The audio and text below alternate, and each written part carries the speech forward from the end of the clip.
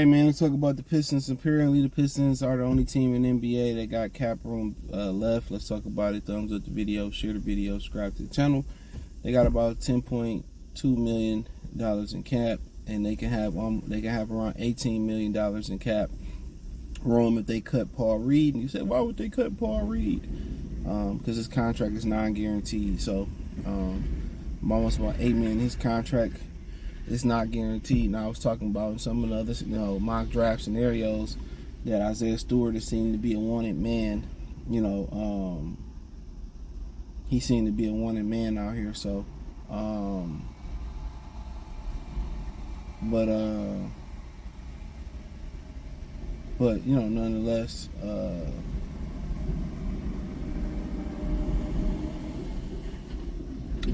was kind of saying that. Sorry, I kind of lost my train of thought. I was thinking about they got rid of Isaiah Stewart. They would need another big guy. I forgot they had Paul Reed. So I don't really know much about Paul Reed. I'm thinking more of a prototypical center size.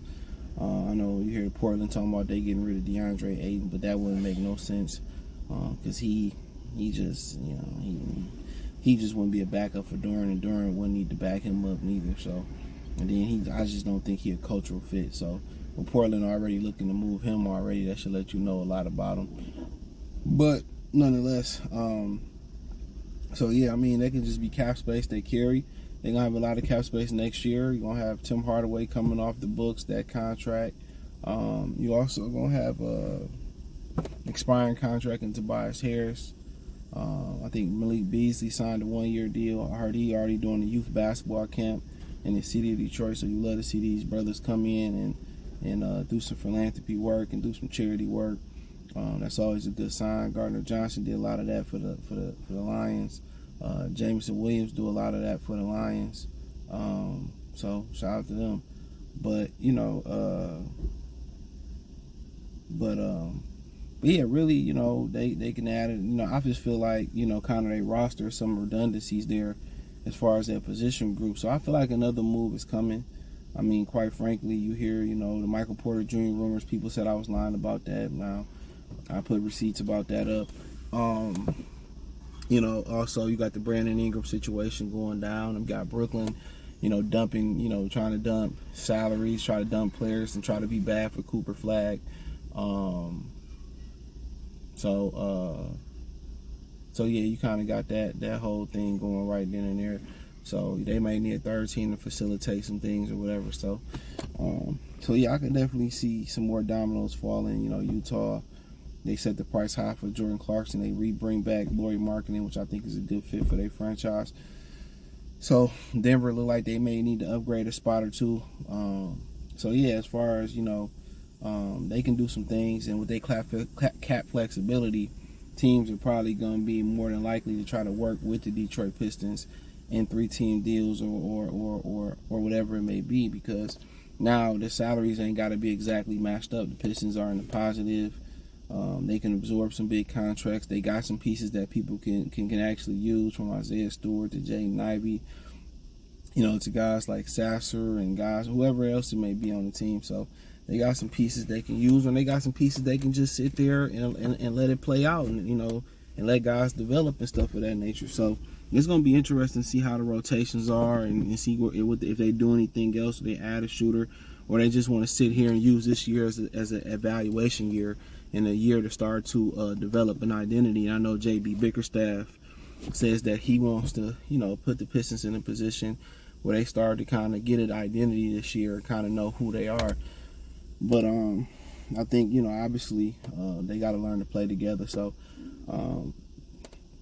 this ain't going to be the finished product. But I just think they got to look at what we have and what we don't have and what we need to add, and personality-wise, who work hard, who work smart, who fit and who don't fit. And really what it is Cade Cunningham and who fit with him. So at this point, you can say, well, we know his game, we know what he can do, but we got to see him in different situations. We got to see him off the ball. We got to see him, moving without the ball. We got to see, but if it's just going to be him on the ball all the time, then that's your structure right there. If you, outside of a center, if you can't catch and shoot, then, really you don't need to be on the team. And that's what they would be saying by saying that. If you can't catch and shoot, then you ain't gonna be on the team. So, I find that I find that very, very interesting. So, but yeah, they can have as much as 18 million in cap space. They can absorb a player. They can give some people some type of luxury tax relief or cap relief in general. So yeah, I think they're in a good position. I think Tarajan Langdon and did a very excellent job. And what he done with this roster, he ain't tried to go out there and do too much. He ain't do too little. He did what needed to be done. He brought back the guy from Utah, Simone. He can shoot it. We bought Tobias Harris at a position that they was lacking at. He can catch and shoot it from that 4 position. Give you some time at the 3.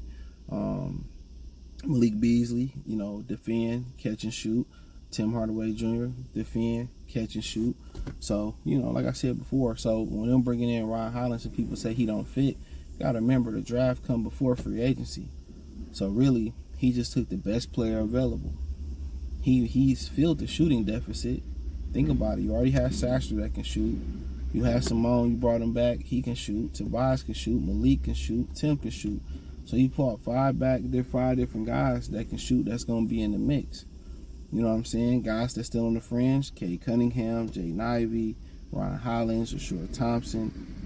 Isaiah Stewart is okay. So you got about 4 or 5, 9 guys that got to get better at shooting, not including Jalen Duren. I don't really care about him and other big fellas. So you got guys that can shoot it. So really, when you say, well, if they use that money to facilitate or to go out there, and get a guy, Michael Porter Jr. wouldn't be a bad guy if he held up physically.